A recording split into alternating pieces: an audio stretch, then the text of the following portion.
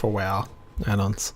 If I ever watch Twitch, I normally just go to twitch.com, whatever. Yeah, exactly. It's easier. Exactly. We've got it figured out. How's it going, boys? I think that's our intro. How's it going? Yeah, no, that's definitely what it is. How's it going, boys? A very obscure reference to an already obscure podcast. I keep thinking like it is obscure, but also like I feel like a lot of people watch it. Their YouTube videos have quite a lot of views. They do, but also a lot of your friends watch it, which can distort your... That's true. Yeah. Definitely skews. Kieran watches it. He gets it. Kieran gets it. Oh yeah. Whose turn is it to do the real intro? I actually think it's your turn. I have a feeling I did it last time. Yeah, me too. Because I dread doing it every time. Because after I do it, I'm like, glad I don't have to do that for a little while. Anyway, welcome to Pokemon X and Y. I'm Brendan. Love it. That was a good one. I'm Bianca. And how have you been this week? I don't know. Okay, let me put it another way. Has your week improved by the recent discussion that we just had that Detective Pikachu is actually coming out this week and not in June sometime like we both thought? Yes, I that makes me very happy because I was like, God damn it, another bloody movie that I really want to see that comes out 2 months after America. I'm so stoked. Yeah, no, we came back. We made Australia finally is on the forefront of movie releases. I remember it used to be like endemic that literally no movie would ever come out in Australia on time, and they always came out like 2 to 3 months later. It always used to annoy me. John Wick 2 was the worst. I might be wrong, but I'm pretty sure that they didn't give it a release date even after it had already come out in America.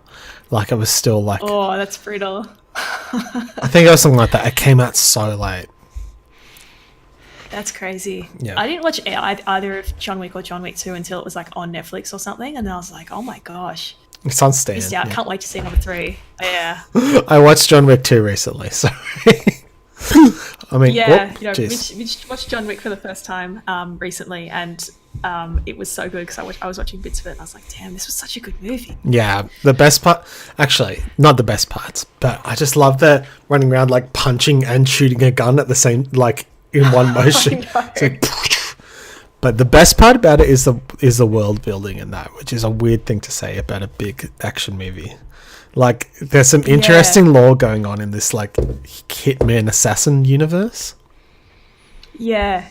And I got very invested in it, which for a, like, kind of a nothing action movie that was just kind of like a revenge flick was pretty impressive, really, when you think about it. Yeah, it's awesome.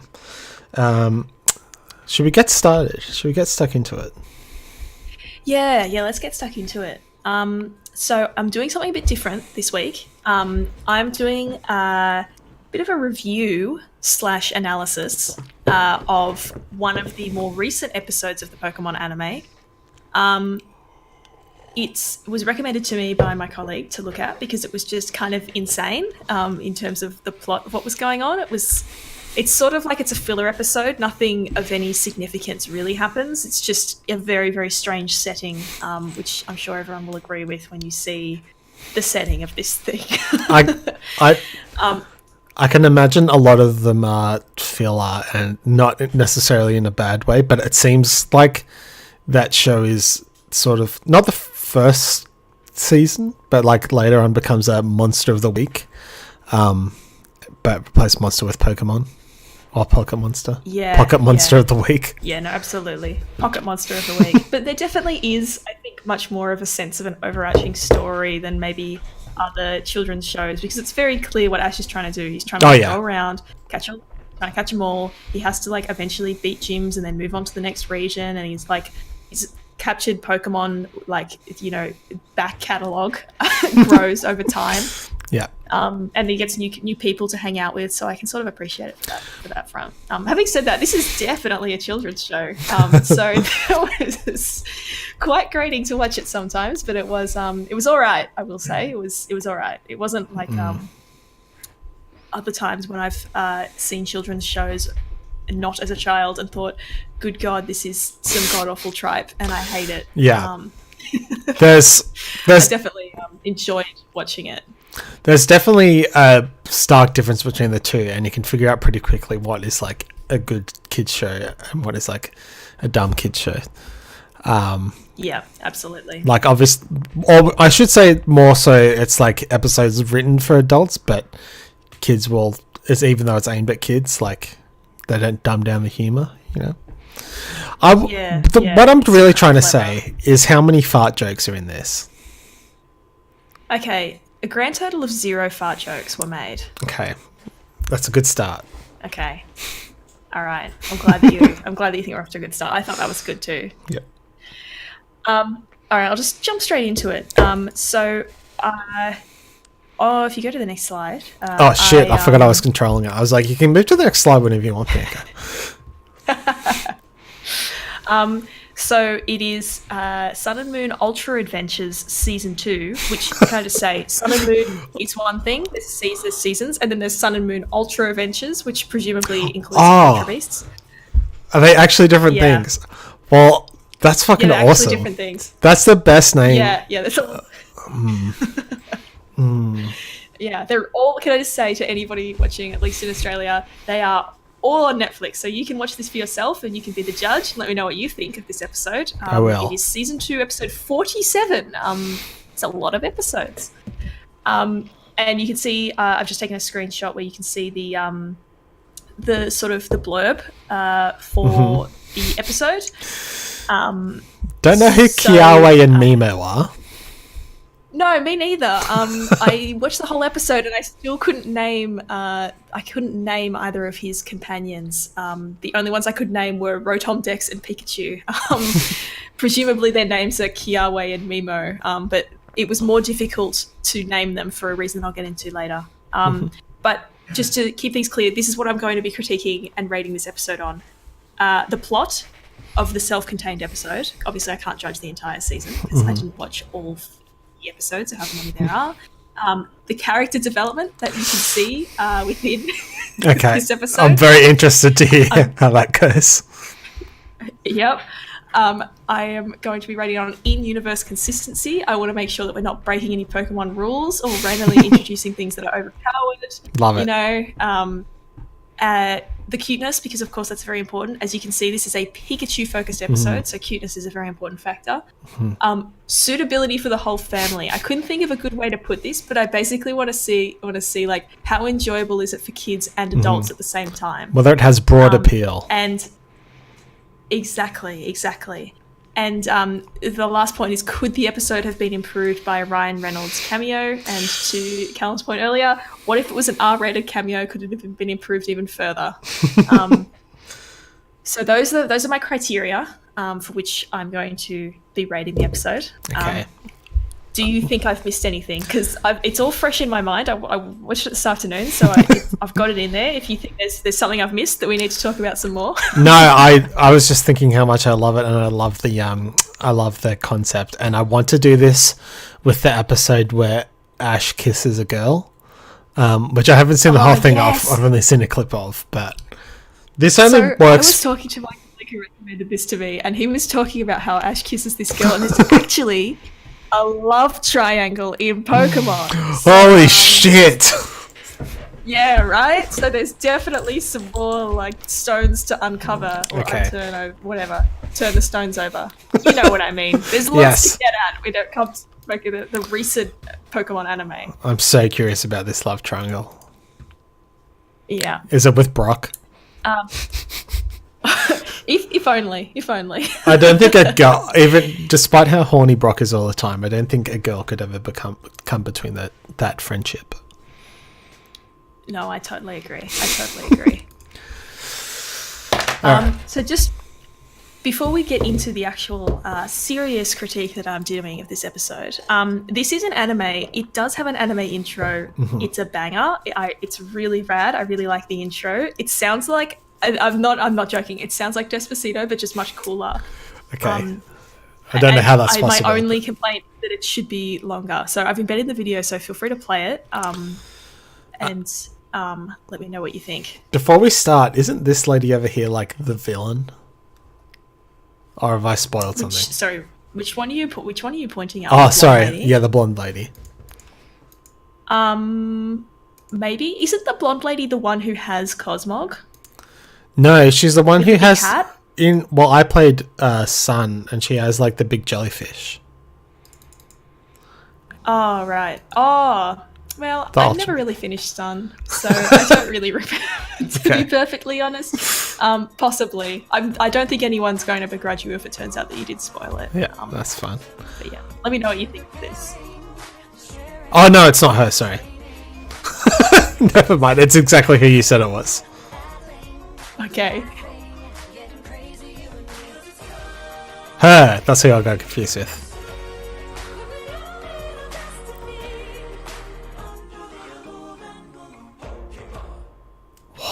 That was every music genre that exists in that song. I'm going to put it on again. There's a little bit of trap. Yes, it was. And then there's like tribal drums. Despacito.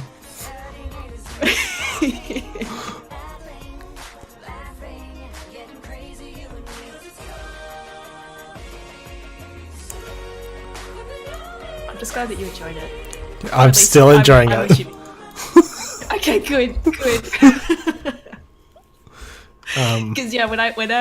when I hit play, there was like a few minutes of like the pre-credits bit, and then the intro started, and then I was like, oh my god, this is really cool, like I'm into it now, I'm really excited, and then it just sort of ended, and I was like, oh give me more. Gotta YouTube the full version. Kieran has suggested that we accidentally tuned into FBI. We did. This is like late night FBI stuff, and yeah, I want to hear more too. I definitely want to hear more. That was something my colleague did not tell me, was how much of a banger the intro was. We're off to a great start. Yeah. So let's just get on to the episode proper. Basically, for whatever reason, Ash and his pals are visiting a Pikachu fanatic who Pika prefaces... Oops, I had a typo. I didn't proofread this. Who Pika prefaces almost every Pika word. I really didn't proofread this. This is going to be embarrassing. With Pika. So this person, Pika, says randomly Pika in front of words just in the middle of her Pika sentences. The entire episode that goes on. You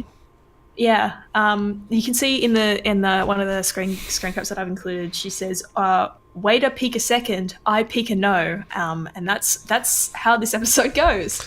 She's just constantly saying pika as like a prefix for just random words. I know I said I was going to watch this episode right afterwards, but this is making me doubt the odds of that. This could be a deal breaker. But yeah, it's a little grating. I won't lie. It was a little painful once it dragged on for a little bit too long. Also, what was grating was the fact that Rotom Dex, like, somebody says something and it's like a new thing, and he's like, "Well, every day's a school day." Shut up, Rotom Dex. Every day is not a school day. What does that mean? You're like fucked up. Yeah, well, because he's learning something new. Like, it's like he wanted to say you learn something new every day, but instead he just said every day is a school day, which is dumb and stupid, and I don't like it. I don't know if that's whatever. So thanks, but no thanks, Rotom Dex. It's going to justify it with their comeback, but it's not even worth it. Also, can I just say, quick sidebar. Don't love Ash's new design in this. His new clothes are fine. Yeah, his face looks very different. Yeah, he's got those squiggly lines. Well, he always had the squiggly lines, but they weren't as squiggly. Like, he always had those little... They were more like a little lightning bolt, I remember. And they were much flatter and not so wavy.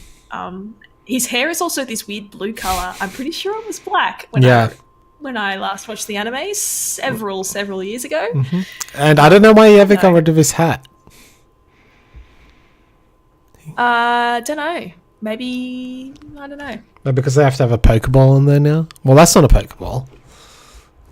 Is it a Pokeball? It's sort of a Pokeball, I guess. You know what? Maybe he just grew up and he's like, I've had the same hat since I was 12 years old. Maybe I've never washed it. Maybe his head got too big for the hat. That's just upsetting. That's like a metaphor for growing out of Pokemon. It is. He's a man now. He's a man. And what time Ash for Pokemon? He's a full-grown man. He's kissing girls. He's got new hats. We're in a brave new world. I was thinking today... I'm glad you agree, though, because I thought the same thing about Ash's design. It's weird. Good. I was just thinking today, though, I wonder if they'll ever let Pokemon, like, go dark again after Pokemon Coliseum. That's, like, the only time they sort of introduce dark themes. I doubt it. I cannot imagine they ever would. Because I was actually reading about Detective Pikachu, and it's the first Pokemon movie that has not received a G rating. Because it's got PG. Presumably because it's a bit more realistic, and I imagine that some of the scenes, particularly those with Charizard, could be quite scary. But so it's gone PG. So it's still extremely family friendly. Yeah.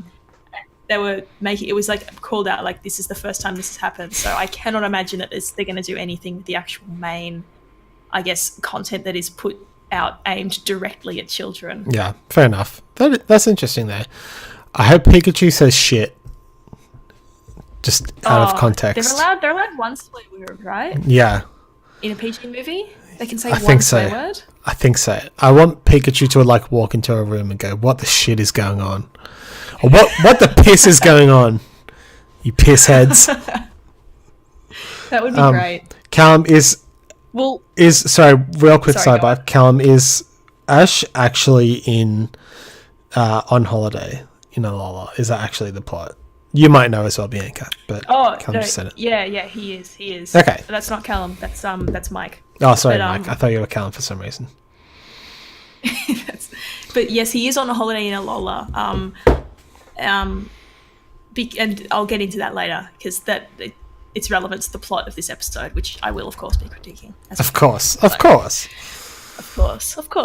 All right. So immediately when they arrive, you can see the Pikachu fanatic there on the left. She's wearing a Pikachu patterned dress. She's got Pikachu ears on. She's wearing a tail. She's got this weird Pikachu mouth. It's probably not a very good screenshot to show it, but she's got that weird sort of flat sideways 3 thing happening at all times. I can see it and here, as soon as they arrive, she gives them all hats and tails to wear, and this guy I don't know what his name is, but I think his name might be Kiawe or Mimo or something. It's one of those two. I think it's Kiawe. I think it's Kiawe. Sorry, something else that happens during this is that the Pikachu fanatic, whose name is Pikala, tells everybody, your new names are Pika Ash, Pika Kiawe, and Pika whatever your name is. And then they all decide that that's too many syllables, so it becomes Pikash, they just drop the double A, Pikawe, and Pikamo, I guess, whatever her name was. She didn't talk very much, I didn't pay much attention. I was hoping Ash was going to... That's why I didn't know any of their names. Oh, okay.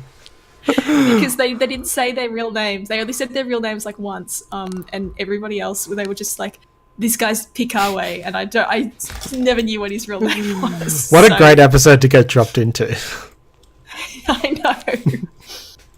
He is not having it though. That's a great time to get a screenshot. Yeah, I did time it very well. But also the Rotom Dex also gets ears and a tail. That's kind of cute. Which is nice.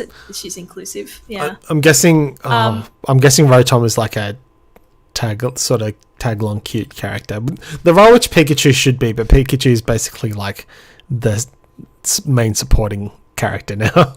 Well, it serves the same. The Rotom Dex serves the exact same functional purpose as the original Pokedex, where it would just sort of tell you random facts about the Pokemon that you're seeing as like a way to like just spew forth exposition. But also it can talk, so it's kind of like I don't want to say the Scrappy Doo of the gang because it's not on that. It's not on that level. It's not on that level. But it's not great. I mean, he did open the episode by saying every day is a school day.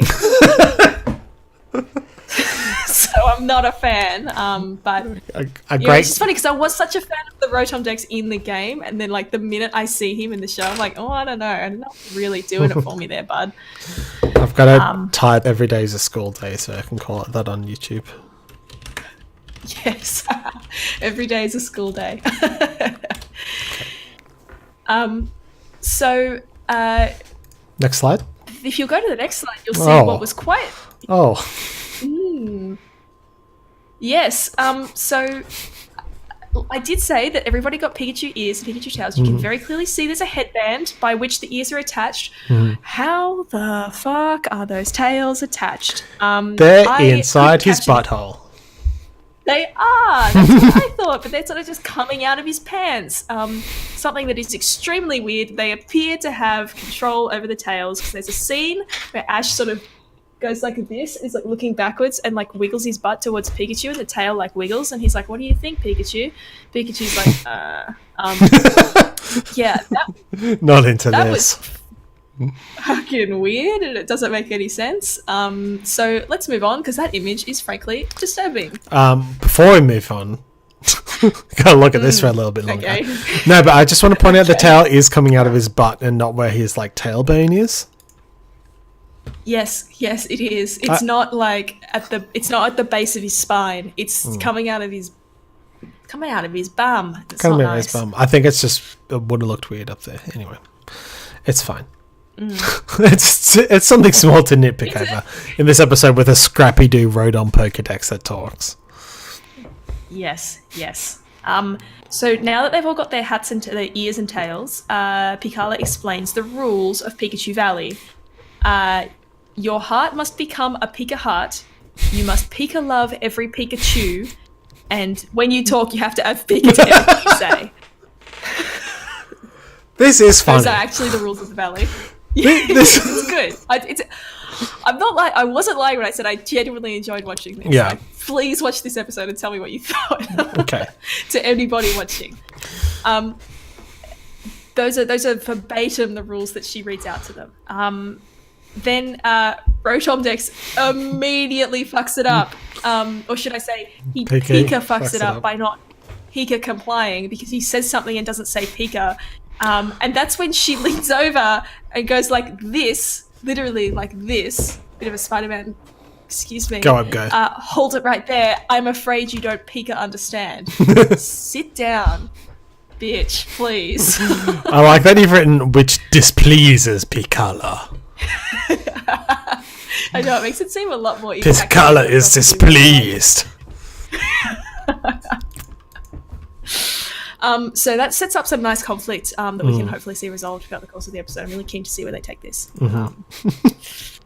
Yeah. So moving right along, there's a lot of boring discussion that I didn't pay any attention to, and then basically Pikachu wanders over to meet the Pikachus of Pikachu Valley, and he sort of gets all of them making these frowny faces at him and just looking kind of concerned and possibly disgusted with him. And he gets rejected and has that very sad look on his face, which, you know, that's not very nice to be in this little clique and you're in your little Pikachu group and you're not going to accept another new Pikachu. It just seems not very nice. You know what I mean? I do. I have a couple of things to point out. This is like that Twitter account. It's like I can't remember what the actual name of it is, but talking about every frame being like its own piece of art in a movie. This is what this is. Oh, like you're thinking of like every frame of painting, the YouTube channel. Yes. Yeah. I am so glad that I have achieved a level of one of my favourite YouTube channels. I'm so sad he stopped making videos. I used to love watching them. Yeah. This is on par, if not better. But I do like how Pikachu's gone through a new redesign here. Pikachu looks different. which is fine. It would be interesting to go back and look at all the different like official iterations and when did he stop becoming Fat Pikachu. Yes. We all know and love and miss. Fat Pikachu. Glorious Fat Pikachu. The other one is also the original Pikachu Pokemon cards of Fat Pikachu. Good shit. Oh yeah, the original Fat Pikachu. All these Pikachu have individual markers on them. I can see, which is they do. Which is a service I don't think would be afforded to any other Pokemon, except how Squirtle has sunglasses. There is only one other Pokemon that I think would get it, and that's Eevee, because apparently Eevee is, it's up there with Pikachu. It got its own game where you could style your Eevee's hair. And you sound very disgruntled. Like I am disgruntled. I'm sorry. I know that you got Eevee. I don't get it. You sound displeased. Let's go Eevee displeases me. See, to be honest, if I didn't know that you couldn't evolve your Eevee. I thought you could have like a Flareon or a Vaporeon following you around, and I was slightly disappointed when I realized really you couldn't evolve it. And I might have gotten Let's Go Pikachu otherwise. But it's still cool. It's cool. The Pikachu, it's expected, I guess, oh yeah, it's quite expected that you wouldn't evolve it. But with the Eevees, I totally understand expecting that they would evolve for sure. Yeah, because that to me is the main appeal. At least they give you the moves, the moveset to make up for it. Yeah. Looks like Tosh just commented, is Pikachu Azora high? Well, I don't know. That's a whole other can of worms. I know I'm doing some sort of critique of a television show, but I'm not on the levels of ready to critique that television show. So is Pikachu what? I missed it. It's not coming up in the chat for me. Azor Ahai, which is the thing from Game of Thrones. Oh, okay. I don't know what that is. Whole other that's a crossover that I wasn't ready to discuss just yet. Neither am I, apparently. I also like Kieran's classification of all of the different Pikachus into the scene Pikachu, the Ennui Pikachu, the constipated Pikachu, the fucktoy Pikachu, and the Sunday Pikachu. That's really good. I like that. I'm gonna get my Twitch start. But yes, you can see you can see the each of the Pikachus have different hairstyles, and you can probably also see as well that some of the Pikachus have a little love heart shape on the end of their tail, which means that they're a female Pikachu, which is a nice little touch. So that's 1 point for in-universe consistency, that they just make them all the same. Mm-hmm. Very good. Also, lots of points for cuteness. Oh, massive cute points. Yeah. I didn't even take a screenshot of the particular cutest. Actually, no, I did. We'll get to that later.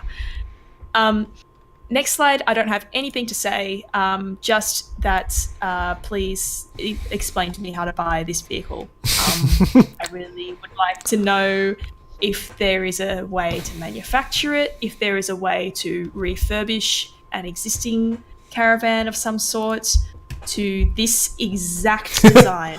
I would be very interested in obtaining one. And I assume you will be living in it as well.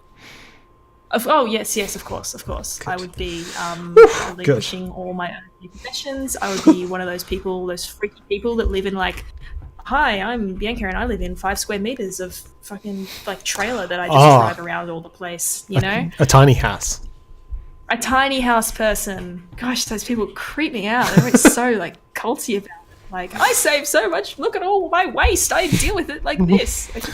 Do you know there was like it might still be going, but there's like a recent trend in the Sims community where they're all making like tiny houses? I didn't know that. I didn't know. I'm not in the Sims community, so I wasn't aware. But thank you for sharing that with me. But it's like a video game. You can build like as big a house as you want. That's the appeal of Sims. You can to build your own McMansion. Like, you get to have it. You can live out your wildest fantasies without being under the constraints of capitalism. It's like, tiny house. Good. My favorite. My favorite house. Not. It says The whole Pika truck is done in Pikachu colors. Yeah, did you notice that it also has a Pikachu face? Yeah, I know, right? Like, and it's got ears and also a tail. Like, it'd be less impressive if it was just a yellow and brown bus or truck or whatever. It's actually a caravan, but it says truck. It a truck. It's a caravan, but they say truck. That's wrong. So I guess I'll have to take away a point for universe consistency. I mean, bloody hell, guys, it's not that hard. Is it just a bad dub or like a bad translation? I mean, the dub wouldn't be bad. Oh, I think it is. I think it is, and I will explain why in a bit. I feel like the translation has not been done 100% as well as it perhaps could have been. I mean, there's the whole Brock eating a jelly donut, which is clearly like a rice ball, which confused Brendan very much as a child. Yes, absolutely. Seems extremely avoidable by just saying, like, this is my rice snack. Like, you can say that. Like, kids won't be freaked out by someone eating rice. They know what rice is in America. I don't know. It was the 90s. Oh, yeah, I guess so. When sushi was like an exotic... Before rice was invented. Wild cuisine. Before rice was invented, these were the dark days, Anyway, I'll move on to some stuff happens, and then finally we get back to the fact that Pikachu is being rejected by all of these Pikachus. You can see a lot more of the different hairstyles. Yeah, there's one that look at that bitch in the front. There's one that sticks out. It's the turfy one in the back. The one in the it is. Like, I was trying to figure out if the one in the front was also turf bangs, but it's just like they have two sticky notes attached to their forehead. The one in the back, though. The one in the back, because it was very clearly turf bangs. You can see the one in the front, though, has sort of got like curls, which is a bit nicer, and not turf bangs. I wouldn't call that. Looks like a fringe, just a fringe to me. Whereas it's definitely turf bangs in the back. I also like the Bart Simpson looking guy, who's the furthest left to Pikachu. Just with which Pikachu? Right in the middle of just to the left of Pikachu. Just to the right of his cheek. Yes. Those big, bold, spiky bits. You know what that Pikachu looks like? Or who it looks like in particular? It looks just like Bart. Take it to the bank. This one is just like Bart. We did it. We got there. Thank you, everyone. We did it. Yeah. There's also the where's the manager Pikachu, which is that one at the front. Absolutely, totally agree with that assessment, Mike. Yes. And this is when we learn that these Pikachu, on top of being turfs and I'd like to speak to the manager, are also racist as fuck. Because Picala just randomly says Pika probably because it's from Kanto. Oh. These are Alolan Pikachus. These are Alolan Pikachus. That's right, we're in Alola. We're on a holiday in Alola. These are Alolan Pikachus, and they don't want anything to do with this Kanto bitch. Like, who wants anything to do with that guy? We're in our little Alolan clique. We've got our hairstyles, and, we're too good for you. And we exclude feminism. Or we exclude trans people from our feminist discourse. Oh, they also hate trans people, So is that Picala who said that? Did you say it? Picala says probably because it's from Kanto. It also says it, when she's talking about Ash's Pikachu. So that was a little weird. Yeah. She knows who Ash's Pikachu is. And then immediately the kid's like, do you mean like being the new kid in school? Or she actually says, you mean like the new Pika kid in school? Yeah, I've read that. No, that's nothing like that. Like, that's literally nothing like that. They're talking about like excluding it on the basis of Ash's Pikachu, I'm almost 100% certain, is a male Pikachu. I don't think they ever... I just think... Don't think they ever stated it. I'm not entirely sure. Maybe I just assumed. Yeah. I've been made the fool of. I don't know, it's hard. Yeah, this is like the new kid in school if... And I would love to use another Auntie Donna reference here. Have you read The Power of One?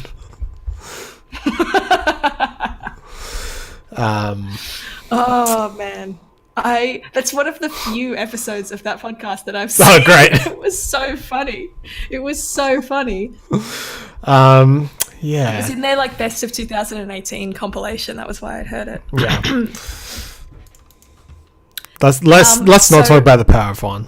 Fuck that book. Let's not. I've only read it once and I don't remember really anything. I remember watching the movie and also getting very bored because it was long and boring and I missed the whole plot points. Anyway, back to the issue at hand, which is these extremely racist Pikachus. Mm-hmm. If we go on to the next slide, so what happens is some of the girl Pikachus, which we know, as Rotom Dex points out, that they have the love heart-shaped tails, come over to Pikachu and sort of say hi, and they sort of just like kind of sniff him, kind of like a dog would, but not his butt, and like tick, and it's ticklish because they're like leaning in with their noses and tickling him, and then they also touch their tails together, and it sort of makes a little spark. And like it looks like maybe they're overcoming their racist prejudices and they're going to start to make friends. And then Ash's Pikachu starts like flexing, like literally flexing and like trying to be a tough guy. And then all of the girl Pikachus just walk away.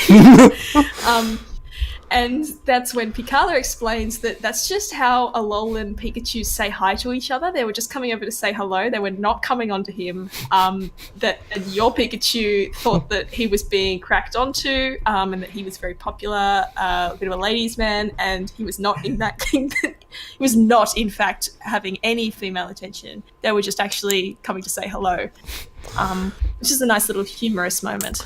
Well, I was just thinking that sort of confirms that that Ash's Pikachu would be male, but then I thought, wait, how close-minded of me. Maybe Pikachu have same-sex attraction. I can't believe I would be problematic. Very true. I did.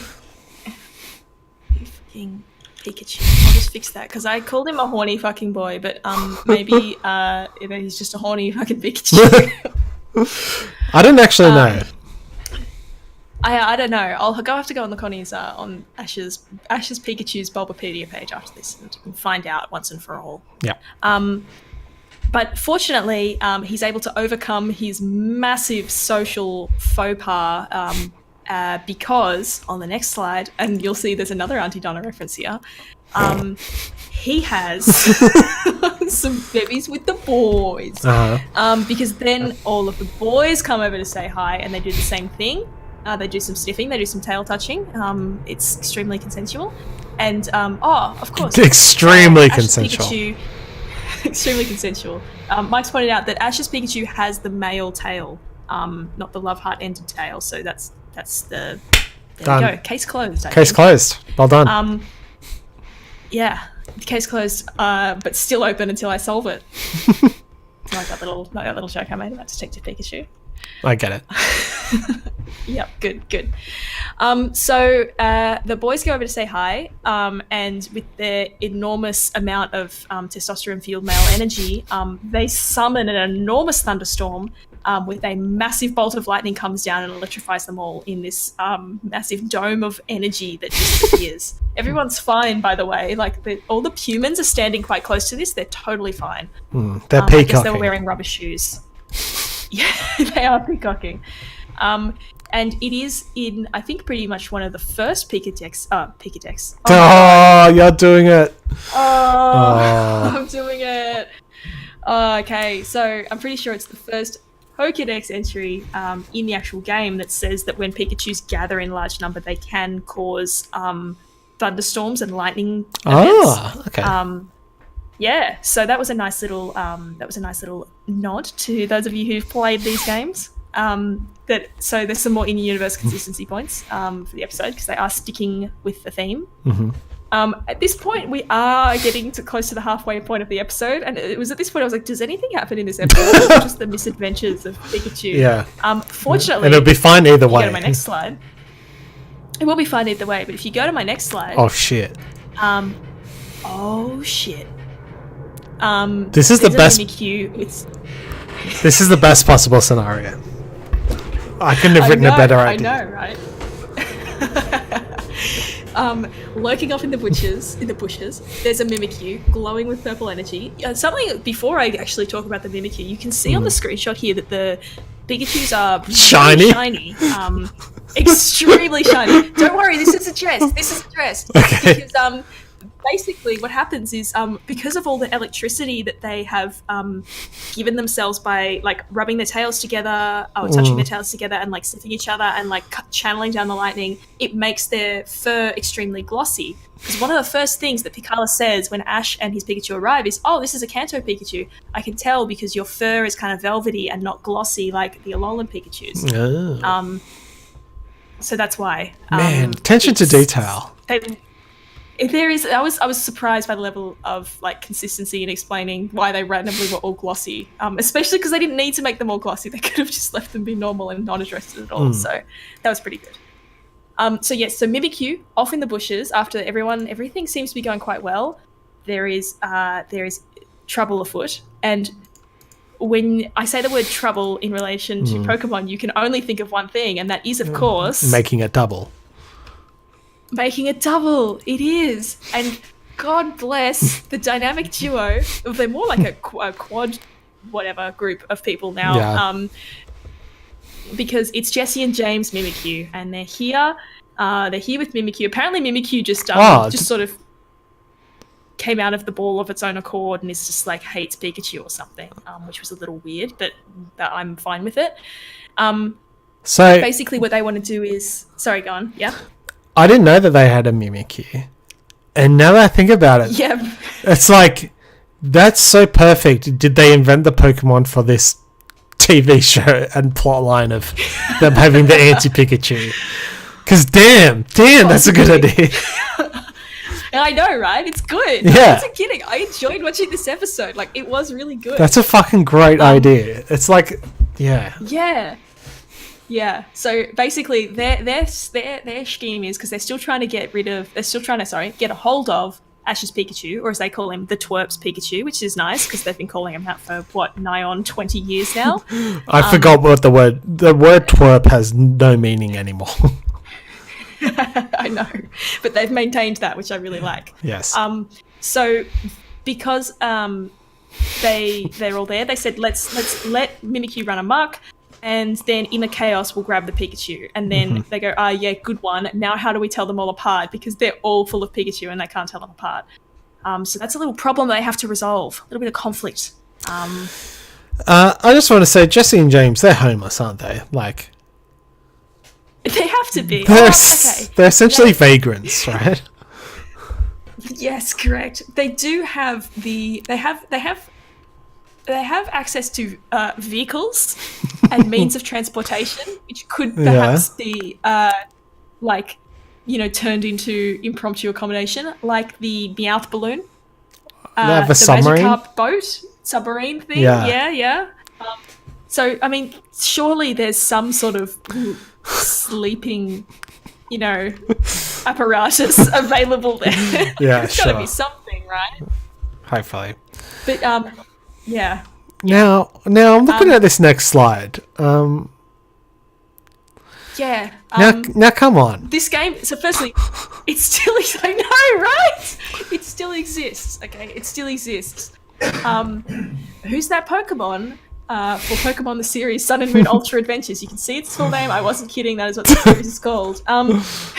Who's that Pokemon? Pika. So they use half the name of it. Yeah, but they're just getting in tune with the episode, because you're not allowed to say a sentence unless you say Pika at some point in the sentence. Oh, nice. So Mike's saying that apparently James is a millionaire and his parents own a mansion. That's true. That's true. Yeah. I didn't know that, Mike. That's interesting. I don't remember that, but maybe that's how he's getting by. He's just got like limitless, income at his disposal, and he can just pay for temporary accommodation. He's a trust fund kid, I guess. Spoiled brat. This just makes me think about. I've got a. Oh, sorry. I just keep thinking about that Vine, bro. Who's that Pokemon? It's Pikachu. It's a Pikachu. Fuck. On this instance, he would have been correct, because this is Pikachu. I was thoroughly disappointed with this specific bit, because I get it, it's the Pikachu episode, but come on, man, there's 800 of them. The one episode that I've decided to watch, it's an extremely obvious one. So anyway, a fun game for the kids, I guess. So that marks the halfway point of the episode. As you can see, not a whole lot has happened. A lot of setup, not a lot of payoff. Yes. So I was just thinking great point. Meowth knows payday, so he can just make money. But not fast enough to be rich, apparently. No, just a very steady just pace. Enough to support their just enough to support their lifestyle. I was just thinking, we're halfway through the episode, so that's probably 11 minutes, I'm guessing, and 48 minutes into the review of it, which is. There's been a lot to talk about. Right? There's been a lot to talk about. So we come back from the break and, wow, somehow one of the Pikachus of the Valley has a crush on Ash's Pikachu, which is weird because just 1 minute ago they were super racist. They only just became friends and now she's got a crush on him? I mean, maybe they're fetishizing his race. Possibly. And just the sentence, it's got a Pika crush on Pikash, because it's Pika Ash, but they shortened it. It's got a Pika crush on Pikash. This is Pikachu. Maybe cancel. Did not like it. Sorry to whoever this Pika Mo or whatever your name was. Not a fan. Sorry. Pika Mo. And it's at this point, which I found this really hard to capture in screenshots. But whenever, so basically, this girl and the other guy, who's part of Ash's traveling party, are brother and sister, and he reacted to her saying this like what are you, how did you know about that stuff? like which to me is sort of just quite an innocent thing, like the Pikachu has a crush on him. She's 20 years old. I know. I mean, I don't know how old she's supposed to be, but she seems, I mean, I feel like if at whatever age bracket she is sort of in, that you would understand what a crush is. And this comes up again later, and I'll come back to it. This sort of, this is what I'm talking about, where I feel like something's gone wrong in the translation, because that's a very weird thing to get, like, what? But how do you know about that stuff? Oh, yeah. Like, it's a crush. Like, what? Which makes me think, what did they say in the original to warrant that sort of reaction? Because it's fully animated. Like, the guy's like, what? Like... Like the anti-Brock. Very strange. I was thinking that kid is old enough to watch this show. Yeah. So that's how you know. Yeah, actually, that's true. That's how you know. Yeah. Okay. So that was just something that, I was talking about the translation that seemed a bit funky. And then we've got my favourite character of this episode. Now, which one could it be? Which one could it possibly be, guys? Which one do you think is my favourite? Is it the guy with the alfalfa on the right? No, it's not the guy with the alfalfa on the right. It's the guy who got lost on his audition to JoJo's Bizarre Adventure, who is like this beautiful fucking like golden colour as opposed to this like yellow, like pale yellow that everyone else is. Basically, that guy is the boss of Pikachu Valley. And Pikachu is kind of like flirting with this female Pikachu. And he's not doing a very good job, by the way, because basically the female Pikachu like comes up to him and then Ash's Pikachu just runs away. So she chases him, and then he just has a bit of a Scooby-Doo moment where he just like runs back the other way across the frame, and then she chases him back. And then Ash is like, Pikachu, what are you doing? And then this guy shows up. So the flirting wasn't going well. Okay. And then now this guy has turned up. I love him. Just can't stress that enough. He's got that hairstyle from Final Fantasy XIV. I was thinking you could recreate this character by making like a Lalafell with that haircut. You could come exceedingly close to having this. And I will try that after this ends. Excellent. Just to see. Excellent. Just to see where you can get to. Yeah, then I'm going to become a Final Fantasy XIV streamer and stream on this channel and be like, I'm playing Pokemon.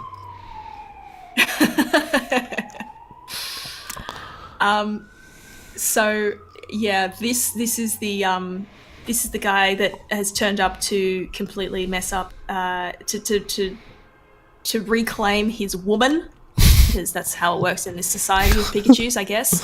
Because this is, I guess, her ex or her on again, off again, boyfriend, her boy or tie. whatever. her boy toy, who's turned up and is not happy that there's a new guy here that is like, you know, just testing the waters. So of course, if we go to the next slide, they have to fight. They fight each other, and he lost. He lost the fight extremely quickly. It was a very, very short fight. Pikachu is like the most powerful fucking like being in the entire universe. Yeah, I know. When they were like starting to fight, like all the other Pikachus formed a circle around it, and they were yelling out like "Pika, Pika!" Like who were they chanting for? I don't know. They were just chanting to fight. That's it. Like, as they were fighting, I was like, surely Pikachu creams this guy because he's like an insanely powerful Pikachu. Unfortunately, he does. Basically, they charge. They sort of just shoot bolts at each other, and they both miss. Then the big golden beautiful boy uses Volt Tackle, which thanks Ash, because like as soon as he starts using Volt Tackle, Ash just yells out, "Hey, that's Volt Tackle!" Thank you. And then like just thank you. That's side B in Smash. Yes, yeah. But then basically Pikachu dodges it because he can, and then traps him with Electro Web, to which Ash yells out, "Hey, that's Electro Web!" Thank you, Ash. And those were the only two moves used because the winner of the battle was determined by who can bite the other one's tail first. And because the Golden Boy is trapped in the Electro Web, it's very easy for our hero to bite his tail and then become the winner. Fortunately, Golden Boy is a gracious loser. You can see here he does like a little boxing thing, where except like he's holding up the that's hand good. of the That's winner. good. You can just call him Jojo. The real winner was sportsmanship. Jojo. Okay, I'll just call Jojo. Yeah. So the real winner though was sportsmanship here, because that's a great message for the kids. It is a good message for the kids. Good message for the kids. You've skipped over something that I would like to bring back up. Are you telling me Pikachu can shoot webs? Yeah. Did you know that? I didn't know that. There's a move apparently called Electro Web, and it's a move. It's a real move because I did check it. Believe me. Before. It is. Yeah, it is a real move. I'm just gonna actually quickly check to see when it got added because it's obviously a recent-ish one. I think I know. My guess is that it's an exclusive move for that electric spider Pokemon. Whose name I can't remember. Yeah, it is. It's Joltik and Galvantula. Yes. So it was introduced in Gen 5, which a great gen. Makes sense for those guys. A great gen, a very good gen. And sort of as you go through, they are the only ones that can learn it. And also apparently, Ash's Pikachu. Because fuck you. The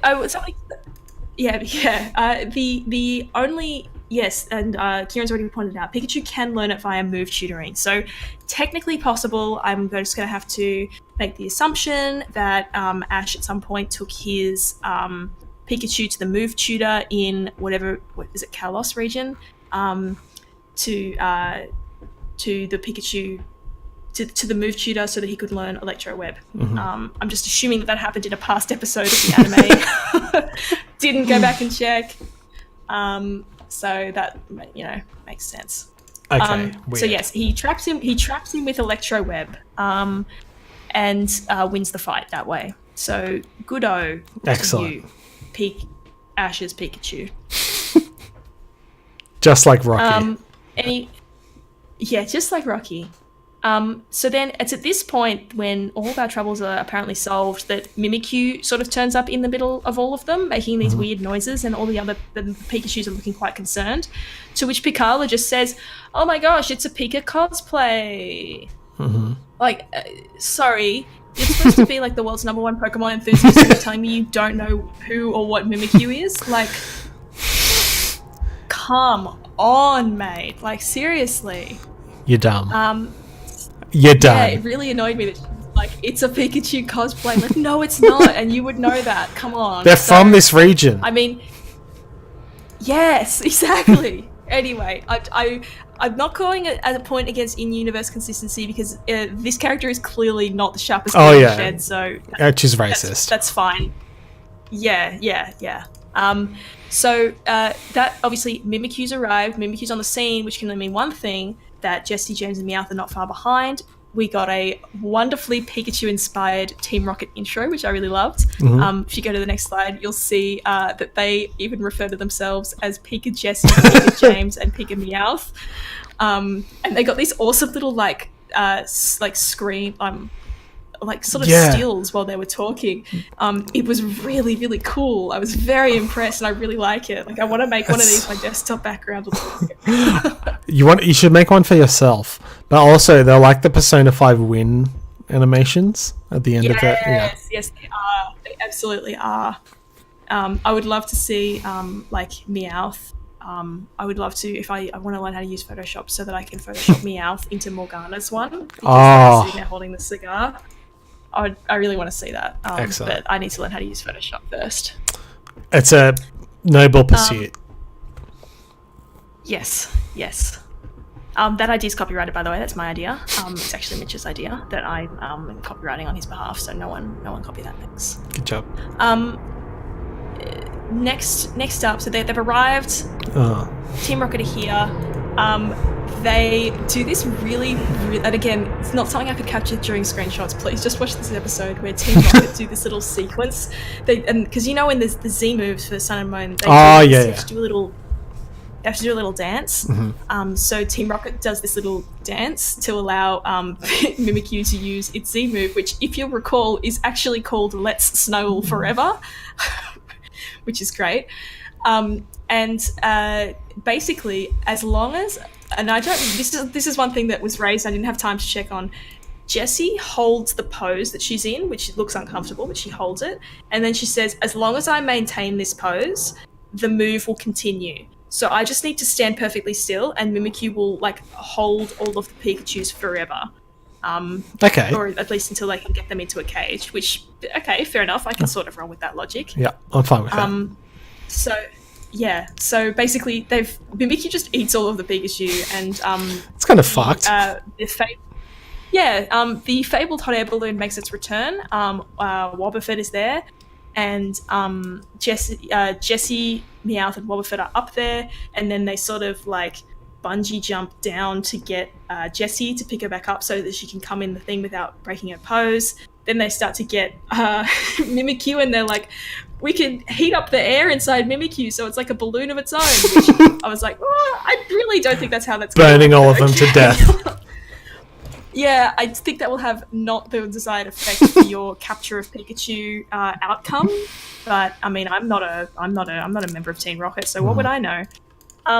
Fortunately, it doesn't matter because I don't know if you may have predicted this, but Team Rocket don't get to capture all the Pikachu because that's nuts. Somebody didn't get eaten. Somebody didn't get eaten by Mimikyu, and it was none other than Jojo himself. Jojo's bizarre adventure. Jojo is on a very bizarre adventure to save the rest of his kind, because turns out that Picala, the nutjob that lives here, knows a Z move specifically for Pikachu, and so she does a little, Mighty Morphin thing. Sorry, I thought you were going to say she knows a Z move specifically for if a Mimikyu captures all the Pikachu. No, that would be wild if she did. That would be absolutely wild. I kind of wish that was what happened. Yeah. But it's okay. So no, she just knows a Pikachu Z move. Yeah. And it's called Catastropika. I had to stumble over my words there a bit, sorry. And basically, he does a cool thing. He sort of spins really fast and then becomes this blazing ball of lights. It's not unlike a certain blue hedgehog that we know, except fully electric. Tails. And just sort of... Yes, Tails is definitely what I'm thinking of. And goes sort of bouncing into Mimikyu and I guess punctures the balloon or makes it let go, basically. And they're all falling out of the sky towards the ground. And I was like, holy shit, we might have saved them, but they're going to plummet to their deaths and we have a bunch of dead Pikachu on our hands. Not the case, though. Oh, shit! Because Ash is able to use Ash is able to use Electro Web to safely sort of allow them to just bounce to the ground completely unharmed. So that was nice and convenient that he knew that move, which he was demonstrated earlier and was then used again later to save the rest of Pikachu. So there's some nice little plot point tie-off there. I was very appreciative of that. So the day is saved. Jojo saved everybody and Pikachu assisted, but it was Jojo that definitely did the hard yards. Mm-hmm. And what do you know that Ash's Pikachu Flame has gotten back with Jojo? Oh, those two. I was trying to figure out which two of these were getting together. Okay, that's fine. Yeah, so it's Jojo and the female Pikachu from before. And then again, this is a moment where the girl says, "Look, those two have fallen in Pika love." To which her older brother goes, "What do you mean? What are you talking about? What do you know about that? Like, bro, haven't you ever said like I love you to your sister? Just surely she would know what that means." Have your parents never told you that they love you? I know. I think this is why I think something has gone amiss in translation. Because that is such a weird response to that. No one would say that. That's not the sort of thing where you'd be like, "Whoa, kid, how do you know about that?" It's a very specific thing that you would say that to a child, and it's not, "Oh, those two are falling in love." Christ, that happens in Disney movies. Yeah. Maybe he's just an idiot and doesn't understand how humans work. I'll do some more research. By that I mean watch the show. More research. Yeah, more research is definitely required. And that brings us to the end of the show. That's kind of it. They just sort of leave after that, I guess. It's not, they just, because they're not here to live forever. They're not immortal Pokemon. Beaten Team Rocket. They're not, no, they're not. So you can see my ratings there up on the screen. I give the plot a 6 out of 10. It was pretty good, even though I possibly missed the context of why they were going here in the first place. Love the Team Rocket is still hanging around. I give the character development a 2 out of 10. While it was nice to see Pikachu, use the same move to both defeat his enemies as to save his friends, was just not a lot there for pretty much anyone else. I didn't think there was much, especially to the conflict between Picala and the Rotom decks, that was just totally thrown aside. 10 out of 10 in universe consistency. Pretty much everything that I fact-checked was in fact correct, so I'm very pleased that the editors have obviously been keeping everyone on their toes by making sure that everything makes sense and they've been watching the show. Aligns to all the facts that we know. They've been watching the show, you know. 8 out of 10 for cuteness. Now this would have been 10 out of 10 and it was 10 out of 10 because when you first start the episode, all the Pikachus, when they are making noises, which is exactly like the Pikachu that you have in Let's Go makes when you give it pats and stuff. It's very, very, very cute and I loved it. Had to take away points because it was bloody irritating and slightly grating that all of the characters just prefaced words with Pika. Just couldn't do it. Just couldn't get past that for the 10 out of 10, but still get 8 points because it was really good. I give it 5 out of 10 suitability for the whole family because it was very weird why the brother kept reacting like that. I did not understand that at all. Could this episode have been improved by a Ryan Reynolds cameo? Yes, absolutely. Imagine if Jojo was voiced by Ryan Reynolds. Oh, even if he was just saying Pika, that would be fine. Yes, but you could tell. You could totally tell. Yeah. That would have been really good. Pika, Pika, Pika. That would be rad. Yeah, that would be rad. Yeah. Now, I do have 2 more slides, but you'll recognise these as the slides from the end of our last week's episode, because I just left them in there just in case anybody felt like that they wanted to go back into those weird bloody Pokemon categories where there were multiples of each of these. So I've just left it there as an option. We don't have to. You do? Okay, great. I'm so glad that you said that. There's a couple I'm curious about where I was going to present one, but it's already past 9:30, so I'll do it next time. But I would like to go through some of these. Because I'm interested in who the dual Pokemon is, and I think I know Wait, I only know one of Okay, them. the dual Pokemon. Wait, who's the other one? Fuck. Okay. So the drill Pokemon, sorry. No, Jewel is Jewel. Oh, Duel, sorry. I started typing like Duel and I was like, what? Okay, the dual Pokemon. So who do you think it is? There's only two of them. Sableye? Nope. Oh. It's a very good guess. That's a very, very good guess. I have no idea then. Oh, wait. Yeah, so no. Oh, no, never mind. Sableye is the darkness Pokemon, by the way.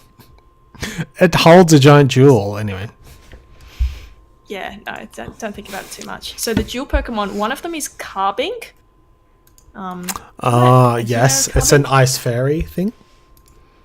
Yes, a rock fairy, but yeah, it looks kind Rock of fairy, icy. sorry, yeah. That's the dual Pokemon, I guess. And Diancie is the dual Pokemon. Oh, fuck off. I hate that. I knew you were going to say that. I know you hate Diancie. Oh. I don't know anything about it, and that's sort of part of the problem. My naivety. You don't need to. Just look at it. I think that's it for now. Wait. Okay. I'll wait for this plane to go past. I have one more. Continent Pokemon. Because I assume that would be like continent Pokemon. Kyogre and Groudon and possibly Rayquaza. Okay, so you got 1 out of 3. Okay. Groudon is a continent Pokemon. Okay. Kyogre and... Actually, I'm going to check that. Kyogre. What's Kyogre? The Sea Basin Pokemon. What the fuck does that mean? And Rayquaza is the Sky High Pokemon. From the movie Sky High. I love that movie. Oh, me too. I really enjoyed that. Yeah. But the other continent Pokemon is Torterra. No. 2 continent Pokemon. Yeah. I get it. I get it. Because it creates land Yeah. masses. Okay. Yeah. I don't know how you see Volcano Turtle and go, should we call it the Volcano Pokemon? The Turtle Pokemon? Maybe even the Volcano Turtle? Torterra isn't the Volcano Pokemon. Torterra is what Turtwig evolves into. Oh, I was thinking of Torkoal. That's got like a... Yeah. No, this is the grassy one that's got the tree growing on its back. So, Tree Turtle. No, I still don't like turtle. It. Yeah, no, it's still. I think Torkoal made more sense than that. Yeah, no, I definitely would agree with that. You know. All right, let's wrap it up. All right. There's one thing too. There's one thing actually that we can wrap it up with, which is our sponsor. At the end of the episode, which is how you guarantee. At the end of the episode. Oh yeah, so you guarantee people are going to hear it. Yeah, I realized about like 5 minutes in, I was like, oh, I don't want to interrupt the flow of this. I'll do it at the end. So we have a sponsor here on the X and Y channel with an accompanying image. With an accompanying, love that image that you've made, or that rather that the Poketail company has made. Yes. So word from our sponsors. Have you ever watched a Shelder chowing down on a slowpoke tail and thought to yourself, God, I wish that were me? Well, now it can. Introducing Slowpoke Tails, a delicious treat that can be enjoyed as a snack, a full meal, or if you just feel like gnawing on some big Pokemon meat. Your very own flesh monster to call yourself. Are you worried about the ethics of farming this non-renewable resource? Well, think like a boomer and just don't. It's that simple. This is the first time these delectable appendages will be available outside of a random man selling them on Route 32 in Johto. And you won't have to pay $1 million Pokebucks either. Wow, that's so great. I don't have $1 million Pokebucks to spell on these delectable appendages. That's how much he actually charges here. Yeah. We'll ship the highest quality tails direct to your door, which comes with a free recipe book that will make your dinner guests say, hey, isn't eating Pokemon a bit fucked? Yeah, I can guarantee that, because I know, I've had a dinner party. They're a sponsor. Poke tail, and it was definitely what I got back. So we've also got a book of comebacks that will be thrown in as a little bonus to throw back at your haters if they question your dietary choices. It's a great little value add that they add on there, you know. So please use the code X and Y, that's WHY, at checkout to receive 30% off your first order. So thank you to our friends at the Poketails company. I forgot to write a joke at the end. It just seemed like a real thing to put in there. That was great. I'm really glad that I didn't pre-read that. That was really, really funny. Thank you. Good shit. Yeah. All right, let's wrap it up. All right. Yeah, let's. So thanks everybody for joining, and thanks Brendan for joining me and listening to my review of of this wonderful episode of Pikachu Sun and Moon Ultra Adventures. Please, you just called it Pikachu, not Pokemon. Oh, I need to go to bed. It's time for bed. I've said the word Pikachu so many times. Oh. My mouth is sore from laughing now, by the way. That means it's been a good episode. Yeah. That means it's been a good episode. But yeah, please watch the episode, season 2, episode 47 of Ultra Adventures Sun and Moon Ultra Adventures. Please watch it. Please tell me what you think. I'm desperate to talk to more people about the Pokemon anime in general, and specifically this episode. I'm gonna watch it straight after this. I am. Excellent. I've said it a bunch of times, but I'm gonna do it. Believe me. It's true now. Yep. All right. All right. Bye. See you guys. See you next week.